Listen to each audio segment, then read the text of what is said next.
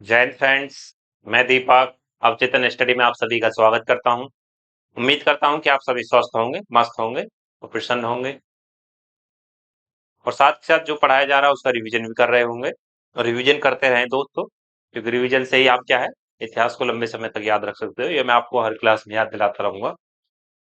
और हमने जब पिछली क्लास में अलीवर्दी खां तक पढ़ चुके थे कि अलीवर्दी खां की जब डेथ हो जाती है तो उसके बाद कौन नया नवाब बनता है, वो बनता है सिराजुद्दौला। और ये चैप्टर कौन सा चल रहा है, अंग्रेजों की बंगाल विजय। तो आइए फिर स्टार्ट करते हैं।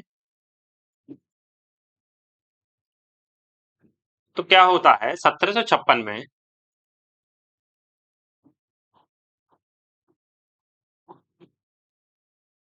अलीवर्दी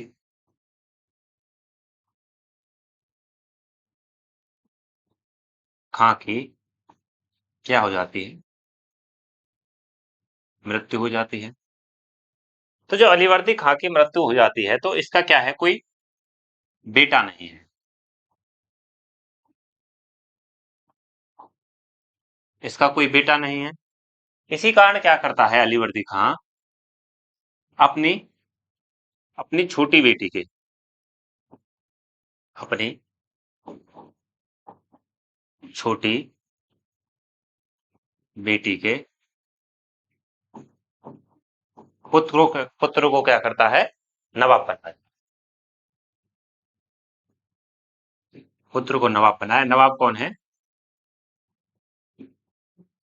सिराज और दौलत। तो किसको नवाब बना के जाता है, सिराजुद्दौला को इसने नवाब बना दिया। इसका कोई पुत्र नहीं है। इसी कारण से क्या है, इसने अपनी छोटी बेटी को बनाया है। इसकी तीन बेटियां हैं, यहां लिख लो, तीन बेटियां हैं, जिसमें से कौन सी का है ये, छोटी वाली पुत्री का बेटा कौन है, सिराजुद्दौला। लेकिन सिराजुद्दौला का समय अच्छा नहीं रहता। कारण क्या है, इसकी सत्ता को चुनौती दी है। इसकी सत्ता को चुनौती दी है, इसकी एक मौसी है, ये दोनों ही मौसी कह सकते हैं, एक छोटी मौसी और एक बीच वाली मौसी, एक बड़ी वाली मौसी। बीच वाली जो मौसी है उसका नाम है घसीटी बेगम। तो इसकी सत्ता को जो चुनौती दी है कि हम राजा बनेंगे या हम नवाब बनेंगे, हमको नवाब बनना है, तो उसी में किसने की है ये, घसीटी बेगम ने। घसीटी बेगम, घसीटी बेगम कौन है, बीच वाली मौसी।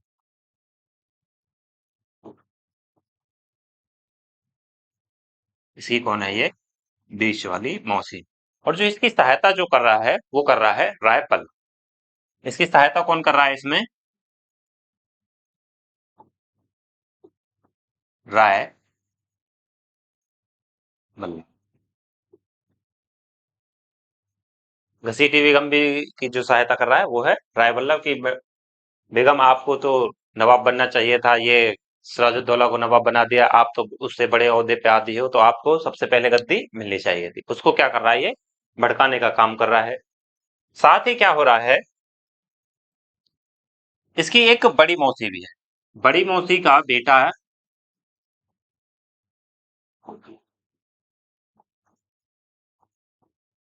जिसका नाम है शौकत जंग। उसने भी क्या किया है, जो सिराजुद्दौला है उसकी सत्ता को चुनौती दी है। ये गद्दी पर हम बैठेंगे, नवाब हमको बनना चाहिए, क्योंकि हम भी इस गद्दी के हकदार हैं जितने कि आप गद्दी के हकदार। तो जो स्थिति बंगाल के अंतर्गत हो रही है, तो वही कहाँ हो रही है स्थिति, जो सॉरी वही कहाँ स्थिति हुई थी, कर्नाटक और हैदराबाद के अंतर्गत। क्योंकि यहाँ भी गद्दी के ऊपर क्या है, आपस में संघर्ष चल रहा है, और कर्नाटक और हैदराबाद में भी आपसी संघर्ष हुआ था। तो यही स्थिति कहाँ उत्पन्न हुई है, बंगाल के अंदर हुई है। कहानी आगे बढ़ रही है। तो इसी समय पे एक स्थिति और बन रही है कि 1756 में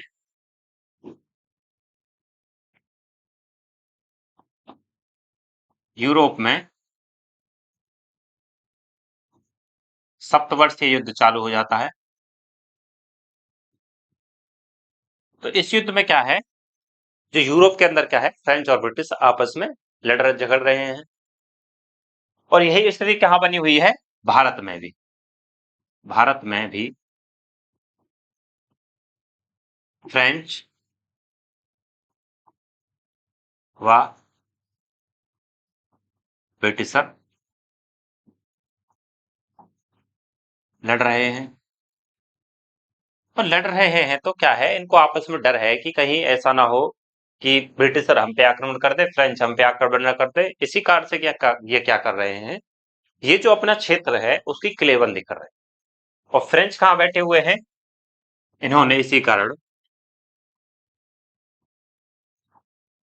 इन्होंने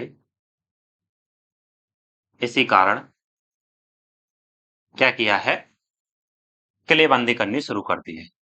फ्रेंच ने चंदननगर में, फ्रेंच कहाँ है, चंदननगर में। वह ब्रिटिशर कहाँ बैठे हुए हैं, कलकत्ता। और कलकत्ता में कहा, फोर्ट विलियम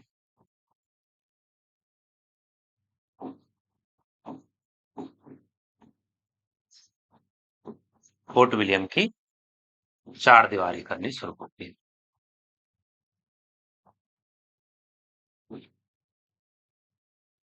कि कहीं ऐसा ना हो कि फ्रेंच क्या करें, हम पे आक्रमण न कर दें, और ब्रिटिशर फ्रेंच पे आक्रमण न कर दें। इसी के डर से क्या कर रहे हैं, अपने जो किले हैं उनको क्या कर रहे हैं, चार दीवारी से कर रहे हैं। और साथ ही फ्रेंच तो जो ब्रिटिशर हैं वो तो अपनी दीवारों पे क्या है, जो मतलब अपनी जो चार दीवारी कर रहे हैं उसकी जो छत है उस पर क्या कर रहे हैं, तोपे भी चढ़ा रहे हैं। और यह किस क्षेत्र में हो रहा है, बंगाल के अंतर्गत हो रहा है। और लेकिन बंगाल का इस समय नवाब कौन है, सिराजुद्दौला। तो सिराजुद्दौला की ये बिना अनुमति के कर रहे हैं, ना तो सिराजुद्दौला से पूछा है कि हम ये सारी चीजें या अपनी चार दीवारी कर लें। तो इसी कारण से क्या होता है, सिराजुद्दौला नाराज होता है। और सिराजुद्दौला क्या करता है, इस चीज के लिए इनको मना करता है। तो सिराजुद्दौला ने मना किया, सिराज उद्दौला मना करता है।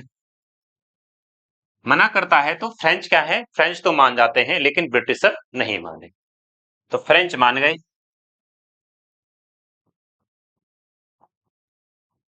लेकिन क्या होता है, ब्रिटिशर नहीं मान।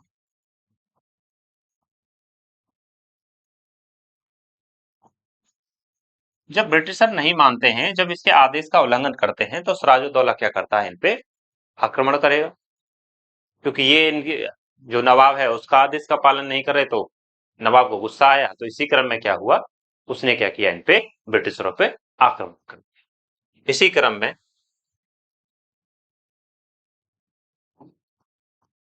इसी कारण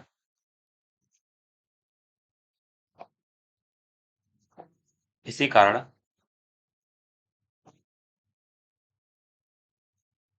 सिराज उद्दौला ने 20 जून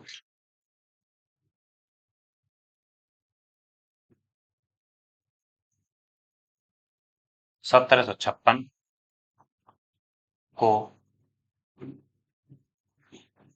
कलकत्ता पर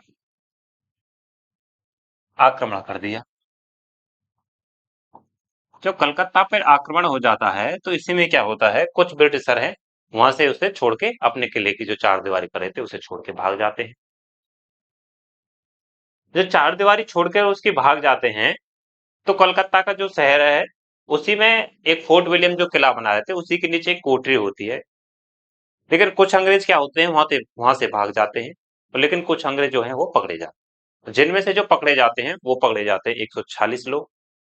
और उन्हें क्या करता है सिराजुद्दौला, एक जो काल कोठरी जो अंदर थी फोर्ट विलियम के अंतर्गत, उसमें क्या करता है, सभी को बंद कर देता है। लेकिन जब अगली सुबह उनको खोला जाता है तो उसमें से मात्र 23 लोग बचते हैं और 123 लोगों की मृत्यु हो जाती है। तो इसी घटना को क्या कहा जाता है, ब्लैक होल की घटना कहा जाता है, या कालकोठरी की घटना, इसी घटना को कहा गया।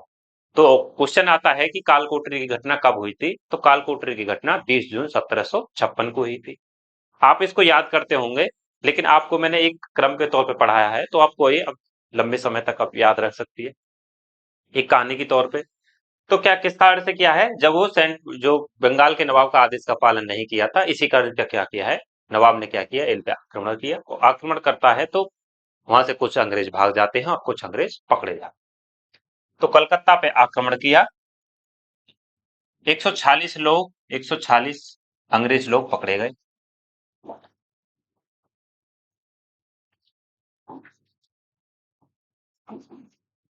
146 जब पकड़े गए, इन्हें एक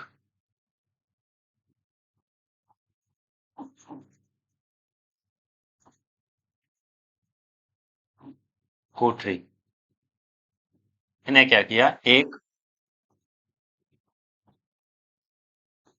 कोठरी के अंदर बंद कर दिया। अंदर बंद कर दिया तो इसमें 123 लोग मारे गए और 23 बचे।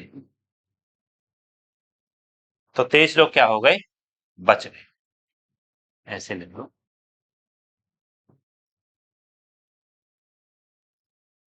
जब ये लोग 23 लोग बच जाते हैं और 123 लोग क्या हो जाते हैं, मर जाते हैं। लेकिन इसी घटना को जो वर्णन किया है रॉबर्ट क्लाइव ने, इस घटना का कहीं भी वर्णन नहीं किया है। जब यह घटना का रॉबर्ट क्लाइव वर्णन नहीं करता है तो इतिहासकारों ने इसका वर्णन किया है अपनी किताबों में, जिसमें एक हॉलवेल नाम का इतिहासकार था, उसने इस घटना का वर्णन किया। और कहीं इस घटना का आपको वर्णन नहीं मिलता। लेकिन जो यह घटना बनाई गई थी, यह एक सिर्फ एक क्या है, मनगढ़ंत, मनगढ़ंत यूं कह सकते हैं, क्योंकि अंग्रेज जो हैं वो जो प्लासी का युद्ध जो होगा उसको यह उचित ठहराएंगे कि जब सिराजुद्दौला हमारे लोगों को मार सकता है तो क्यों ना हम सिराजुद्दौला के खिलाफ षड्यंत्र रच सकते हैं। तो इसी क्रम में क्या है, जो कालकोठरी की घटना है, जो ब्लैक होल की घटना थी, यह एक मनगढ़ंत घटना थी अंग्रेजों की। तो आप लोगों को जब अब आज तक पढ़ाया गया होगा कि यह सच घटना है, लेकिन यह सच घटना नहीं है, यह एक मनगढ़ंत घटना है। किसके द्वारा रची गई है, ये इतिहासकारों के द्वारा यह एक जोड़ी गई है। क्वेश्चन पूछा जाता है तो इस वजह से मैंने आपको ये बताया है। तो जब सिराजुद्दौला कलकत्ता पे आक्रमण करता है तो कलकत्ता जो शहर है अब इसको किसके हाथों में सौंप किया जाता है, यह इसको, जो इसका सेनापति था, मीर अ, नहीं, मानिक चंद। तो इसको क्या कर दिया है, कलकत्ता को सिराज ने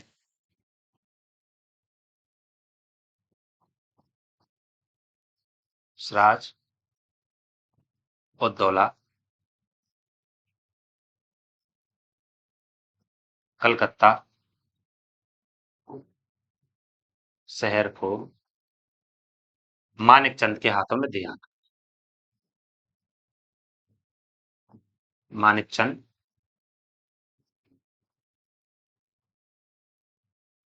हाथों सौंप आता है। तो मानेचंद से कहा जाता है कि आप इसकी देखभाल करना, और खुद क्या है अपना वापस आ जाता है अपनी राजधानी मुर्शिदाबाद। लेकिन इसी क्रम में क्या होता है, मानिकचंद इसके साथ, सिराजुद्दौला के साथ धोखा धोखा क्या कर देता है। एक आपको मैंने पढ़ाया था, एक गवर्नर जनरल कौन आ चुका है इस समय पे, रॉबर्ट क्लाइव गवर्नर जो है, वो कहाँ बैठे हुए हैं, इनका जो किला था वो था सेंट डेविड का किला। ये था सेंट डेविड का किला। और यहां से क्या है, रॉबर्ट क्लाइव अपने जहाज में कुछ पैसे लेकर निकलता है, कुछ क्या, 2 बोरे पैसे के, लगभग 2 थैले पैसे के लेकर निकलता है। और कहाँ पहुंचता है, यह पहुंचता है बंगाल में, कलकत्ता से। तो कलकत्ता में जब पहुंचता है तो मानिकचंद से मिलता है और मानिकचंद को क्या करता है, अच्छा खासा पैसा देता है और कलकत्ता जो शहर था उसे अपने हाथों ले लेता है, वापस ले लेता है। मानिकचंद ने क्या किया, सिराजुद्दौला को धोखा दिया और सिराजुद्दौला से क्या कहा कि जो ब्रिटिशर हैं, अंग्रेज हैं, उन्होंने क्या कर लिया, वापस से कलकत्ता पर अपना अधिकार कर लिया है। इस चीज का जब सिराज को पता चलता है तो सिराज कहता है, अच्छा फिर हमारे आदेश का उल्लंघन किया, हमने जो क्षेत्र जीता ये तो अंग्रेज फिर नहीं माने। इसी कारण से क्या करता है, सिराजुद्दौला आक्रमण करने फिर से निकल पड़ता है। फिर से आक्रमण करने निकलता है तो जो जहां पे ये उससे पहले जहां जिस जगह रुकता है तो उस जगह पे इसका जो टेंट होता है या उसका जो तंबू लगा रहता है उसमें क्या है, आग लगा दी जाती है। तो सिराजुद्दौला को थोड़ा थोड़ा एहसास होने लगा था कि कुछ लोग जो हैं हमारे खिलाफ षड्यंत्र रच रहे हैं। षड्यंत्र हमारे दरबार के बाहर भी रचा जा रहा है और षड्यंत्र हमारे दरबार के अंदर भी रचा जा रहा है। तो इसी क्रम में क्या करता है सिराजुद्दौला, एक तरफ अंग्रेजों से संधि करेगा और एक तरफ क्या करेगा, पहले अपने परिवार वालों या दरबार के लोगों से निपटेगा, क्योंकि कभी भी दो फ्रंट पर युद्ध नहीं लड़े जा सकते। तो सिर्फ एक ही जगह युद्ध लड़ा जा सकता है। सबसे पहले वो अपने परिवार वालों से निपटेगा, उसके बाद क्या करेगा, अंग्रेजों से निपटेगा। इसी कारण से वह क्या करेगा, अंग्रेजों से संधि करेगा और दूसरी तरफ अपने परिवार वालों से निपटेगा। तो आगे क्या हुआ था, रॉबर्ट क्लाइव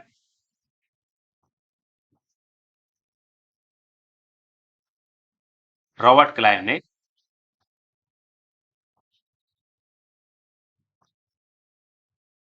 मानिक चंद को पैसा दिया। जब मानिक चंद को पैसा दिया और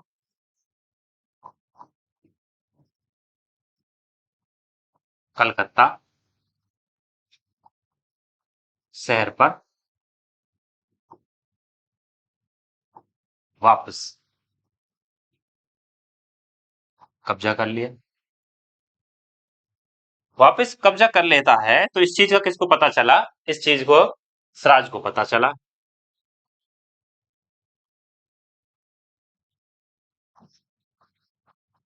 सिराज को क्या होता है, पता चला, और सिराज क्या करता है, फिर से आक्रमण करने निकल पड़ता है।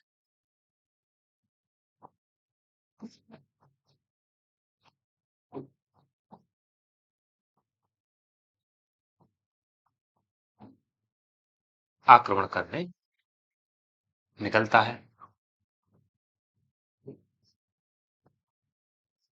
जब फिर से आक्रमण करने निकलता है तो इसको क्या हो जाती है, षड्यंत्र की थोड़ी थोड़ी बू आनी चालू हो जाती है। तो इसके खिलाफ इसे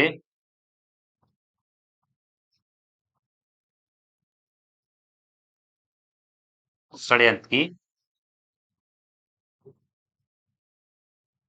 बू आ जाती है कि हमारे खिलाफ क्या है, दरबार के बाहर भी और दरबार के अंदर भी क्या हो रहा है, षड्यंत्र रचा जा रहा है। तो आगे लिखें, षड्यंत्र जो है वो कहां कहां हो रहा है, दरबार के बाहर और दरबार के अंदर भी। अपने ही लोग क्या कर रहे हैं, इसके खिलाफ षड्यंत्र रच रहे हैं।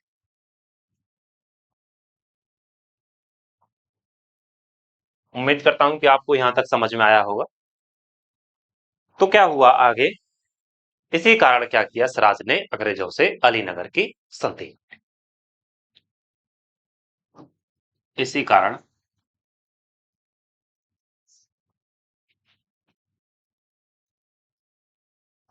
सिराज ने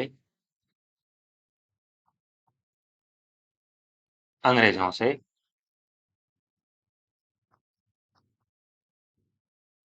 अलीनगर की संधि कब होती है, 1756। जब अलीनगर की संधि हो जाती है तो अलीनगर की संधि में क्या था, इसमें क्या क्या किया है, इसके साथ ब्रिटिशों ने क्या क्या बातें रखी हैं। इसमें रखी है कि कलकत्ता में, कलकत्ता के फोर्ट विलियम की चार दीवारी करें।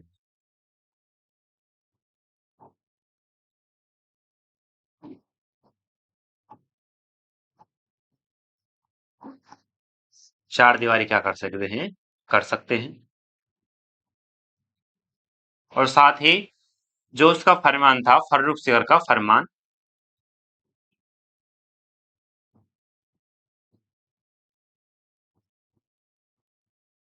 फर्रुख सियर का फरमान जारी है। अलीनगर की संधि हो जाती है और इसी संधि का क्या है, ये आगे चल के इसका फायदा उठाए।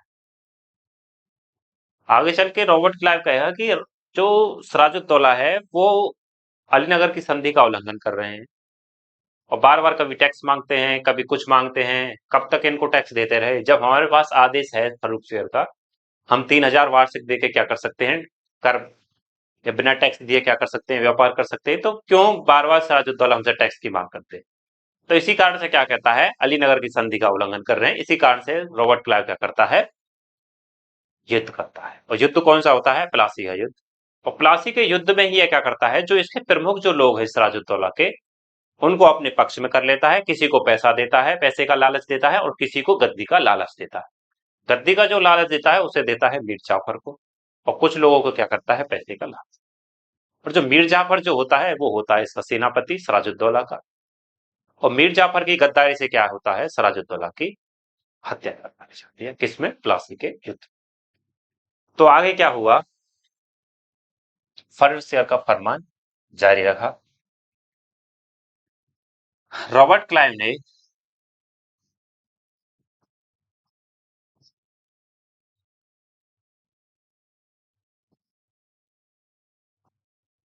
आगे लिखो, तुम ऐसे लिखो पहले।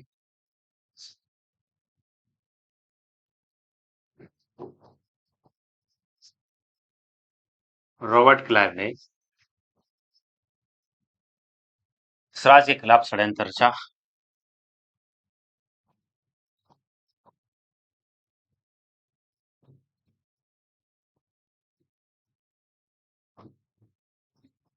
और षड्यंत्र क्यों रच रहा है? क्योंकि इसे पता है कि जो अलीनगर की संधि है, इससे क्या है, स्वराज जो है क्या है, कमजोर है। ये ऐसा समझ रहे हैं कि स्वराज जो है कमजोर हो चुका है, क्योंकि स्वराज क्या है, इनकी हर बात मान रहा है। इसी चीज का ये फायदा उठाएंगे कि स्वराज को इस समय अगर हम हटा देंगे गद्दी से, तो क्या हो सकता है? हमारा राजा बन सकता है। हमारा राजा होगा तो हमें आर्थिक मुनाफा होगा। तो इसी क्रम में क्या है, ये अब इसके खिलाफ षड्यंत्र रचना चालू करेंगे।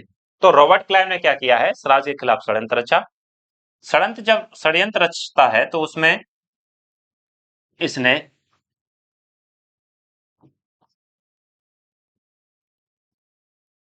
प्रमुख लोग, दरबार के प्रमुख लोग ऐसे इसने दरबार के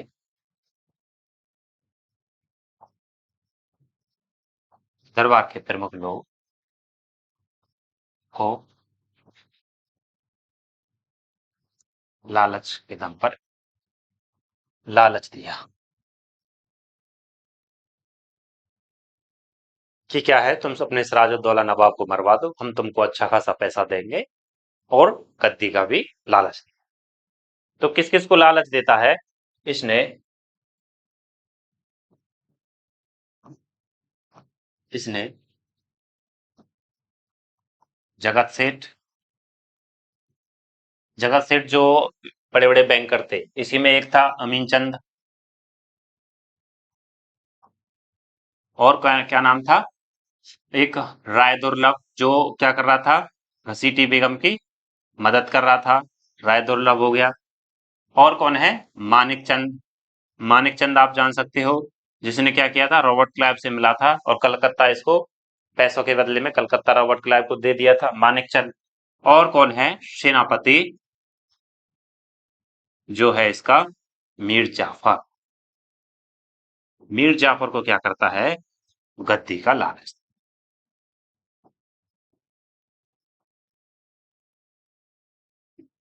यहाँ सब बिकते हैं। सेनापति भी बिक जाता है गद्दी के लालच में, क्योंकि हर सेनापति चाहता है कि वो भी गद्दी का मजा ले, गद्दी पर वो भी बैठे। तो मीर जाफर भी क्या करता है? उसके साथ गद्दी के लालच में रॉबर्ट क्लाइव के साथ हाथ मिला लेता है। अब क्या करता है रॉबर्ट क्लाइव? रॉबर्ट क्लाइव ने आगे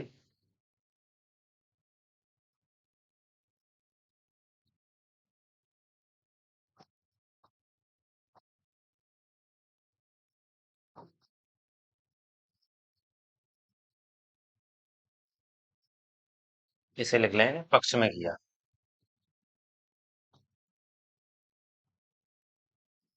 रॉबर्ट क्लाइव ने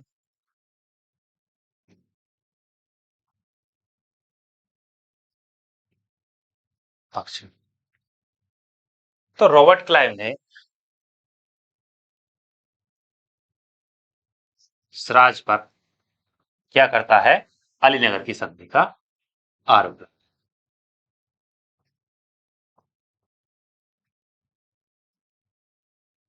संधि के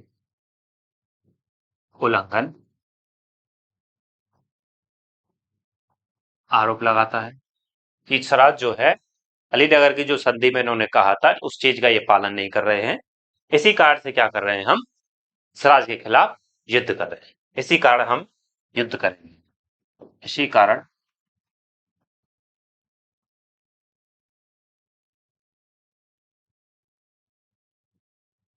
सिराज से युद्ध करेंगे। कहानी आगे बढ़ रही है, समय आ जाता है 23 जून 1717। 23 जून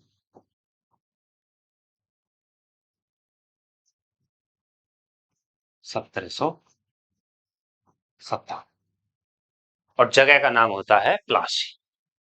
क्या नाम है जगह का? प्लासी। प्लासी कहाँ पड़ता है?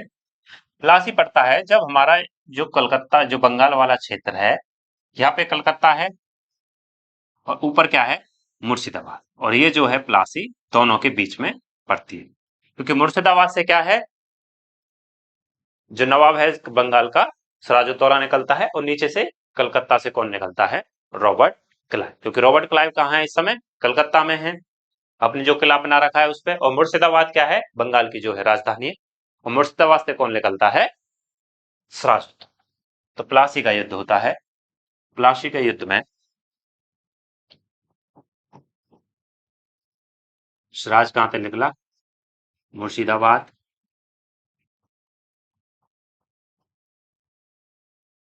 और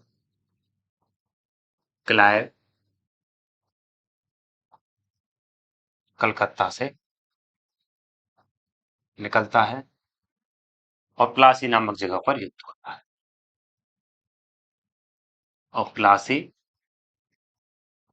नामक जगह पर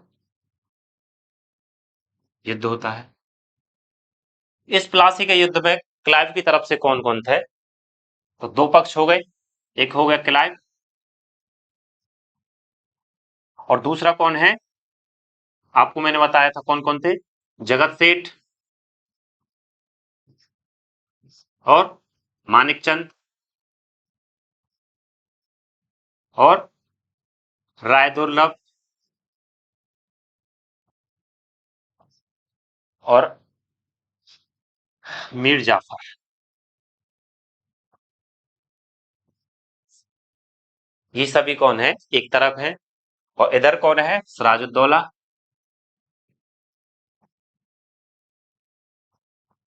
लड़ तो ये इसकी तरफ से ही रहे सिराजुद्दौला की, लेकिन पक्ष में किसने कर रखा है, क्लाइव ने कर रखा है। क्यों, क्लाइव किसकी तरफ, इनको हाथ मिला चुके हैं ये क्लाइव से, लेकिन लड़े इसकी तरफ से रहे हैं। वो क्या है, एक नामात्र के लिए, सिराज को दिखाने के लिए। तो सिराजुद्दौला है एक तरफ, और इसका एक दो और सेनापति कह सकते हो, मीर मदान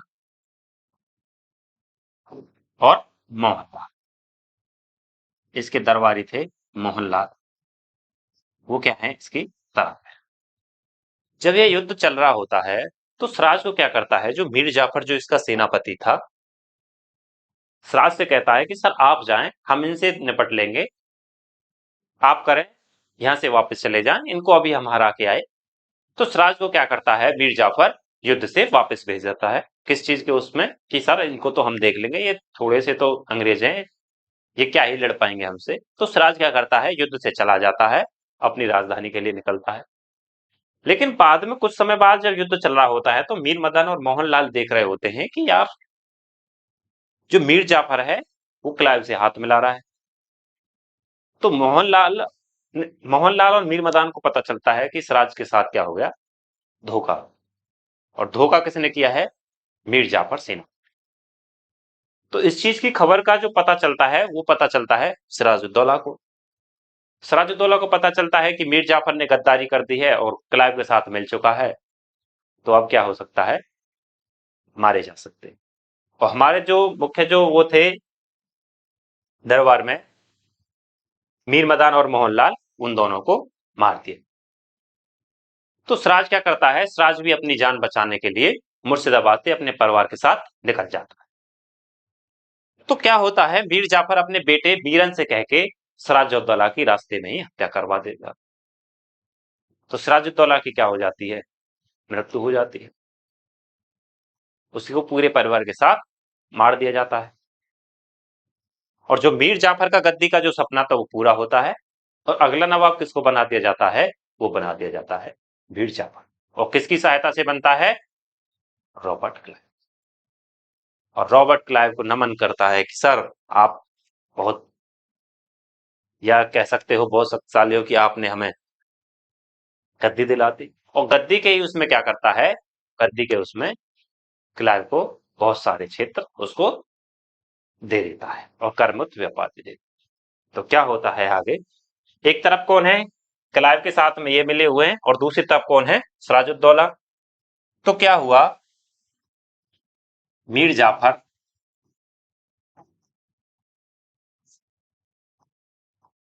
सिराज को, जाफर ने सिराज को युद्ध से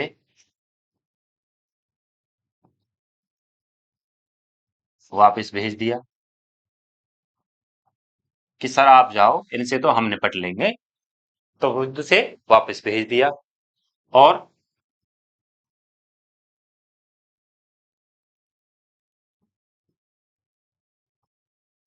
क्लाइव से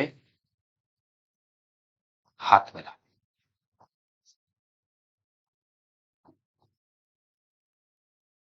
सिराज को पता चला,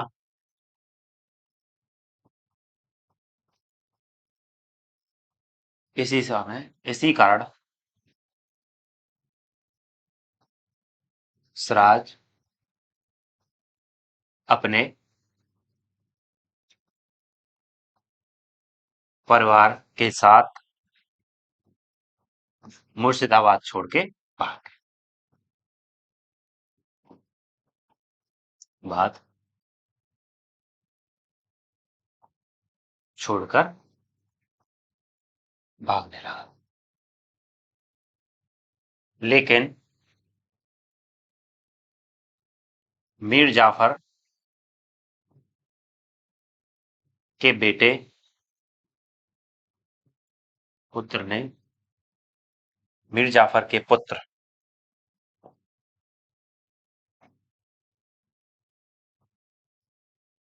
मीरन ने, इसे आप याद रखना, किसने हत्या की थी, मीरन ने सिराज की हत्या।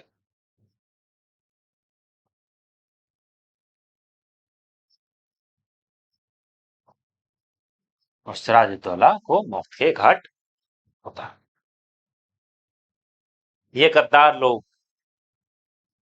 इतने अच्छे शासक जो है सिराजुद्दौला, जो उनको नाक में दम कर रखा था, उनको क्या कर देता है, हरा देता, उनको मरवा। आगे चल को इसको अफसोस हुआ कि हमने गलत कर दिया। इसको भी नहीं छोड़ेंगे अंग्रेज जो है, मीर जाफर को भी नहीं छोड़ेंगे आगे चल के। मीर जाफर को भी ऐसा कुत्ता बनाएंगे इसका कि ये आगे चल के अंग्रेजों से लड़ेगा लेकिन फिर भी हारे। इसी इतने बड़े गद्दार लोग, जब ऐसे ऐसे गद्दार लोग होंगे तो सत्ता को क्या होगा, सत्ता तो अंग्रेजों के हाथ में जाएगी। तो मीर जाफर के पुत्र ने वीर सिराज की हत्या कर दी। अब अगला नवाब, अगला नवाब कौन बन जाता है, मीर जाफर। मीर जाफर को गद्दी मिल जाती है। बहुत खुश है मिर्जा, बहुत ज्यादा खुश। इसी खुशी में क्या करता है, इसी खुशी के कारण क्या किया इसने, कलकत्ता, बिहार और उस समय का उड़ीसा,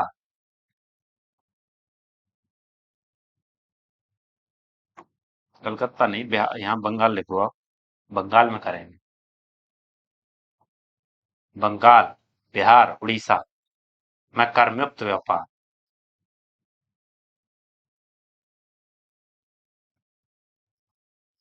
करमुक्त व्यापार किसको दिया? क्लाइव। इसी खुशी में क्लाइव को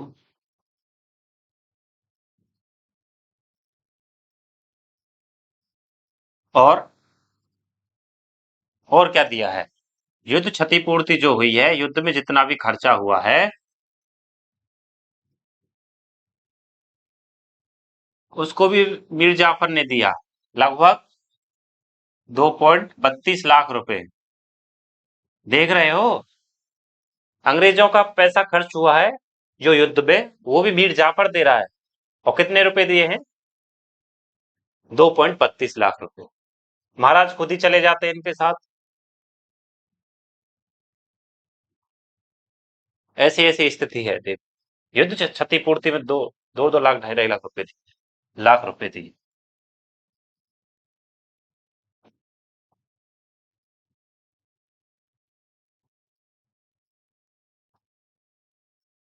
और क्या किया है? और जो ब्रिटिश अधिकारी हैं या कोई जो भी व्यक्तिगत क्या है, वो क्या कर सकते हैं? व्यापार कर सकते हैं। व्यक्तिगत व्यापार भी कर सकते हैं, क्योंकि पहले क्या कर रही थी? कंपनी व्यापार कर रही थी। लेकिन अब क्या कर सकते हो? आप व्यक्तिगत व्यापार कर सकते हो, वो भी कर्मक व्यक्तिगत व्यापार।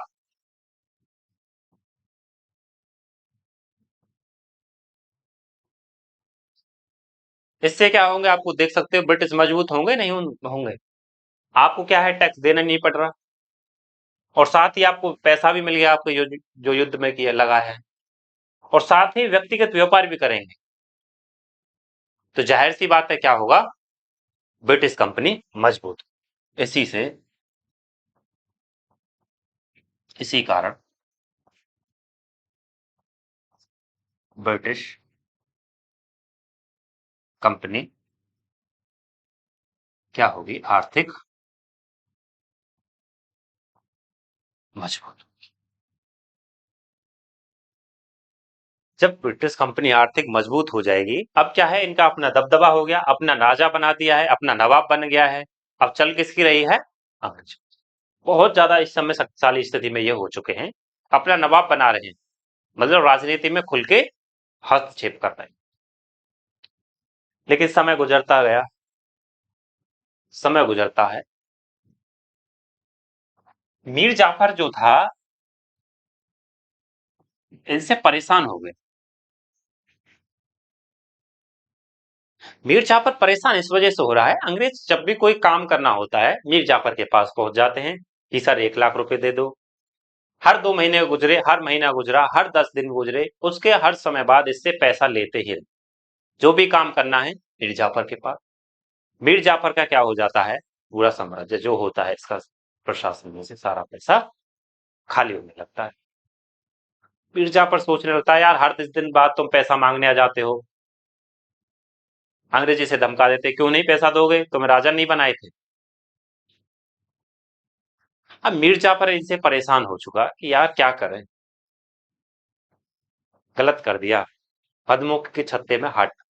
अंग्रेज है, नोच नोच के खा जाएंगे। मीर जाफर की ऐसी स्थिति हो गई थी कि इसको अपने घर के बर्तन तक बेचने पड़े। तो क्या होता है? मीर जाफर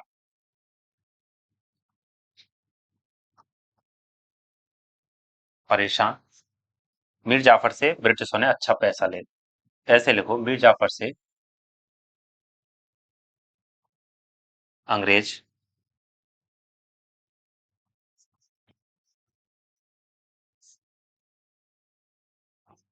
हर महीने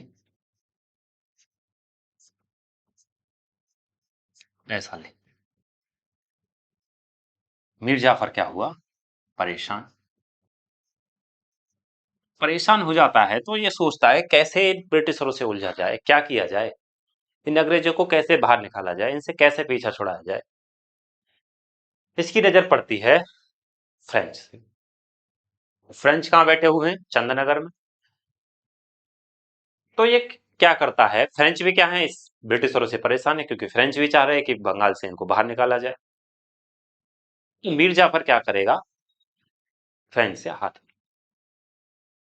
और फ्रेंच से जब हाथ मिलाएगा तो इसी क्रम में दोनों गठबंधन करेंगे, और दोनों गठबंधन करके क्या करेंगे, अंग्रेजों से उलझ पड़ेंगे, अंग्रेजों से युद्ध करेंगे। मीर जाफर परेशान और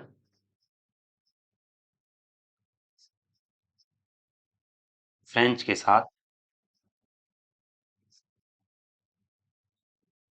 मिलकर गठबंधन बनाया। किस लिए? ब्रिटिशरों को बाहर निकालने,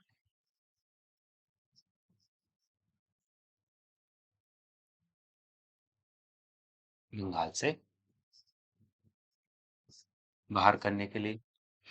इसी क्रम में क्या होता है, दोनों जब गठबंधन बना लेते हैं, बात आ जाती है 1760 की, और जगह का नाम है वाड़ी वंश। वाड़ी वंश का युद्ध। इसमें कौन कौन है? एक तरफ है फ्रेंच और मीर जाफर, और दूसरी तरफ कौन है? ब्रिटिशर। ब्रिटिशर इसमें क्या हो जाते हैं? जीत जाते हैं, और इनकी क्या हो जाती है? हार। इनकी क्या हो गई? हार हो गई। फ्रेंच को तो इतना मारा है कि दोबारा इनको कह दिया कि आगे से इनका साथ नहीं दे देना, ये किसी भी राजा के उसमें हस्तक्षेप करने की जरूरत नहीं है।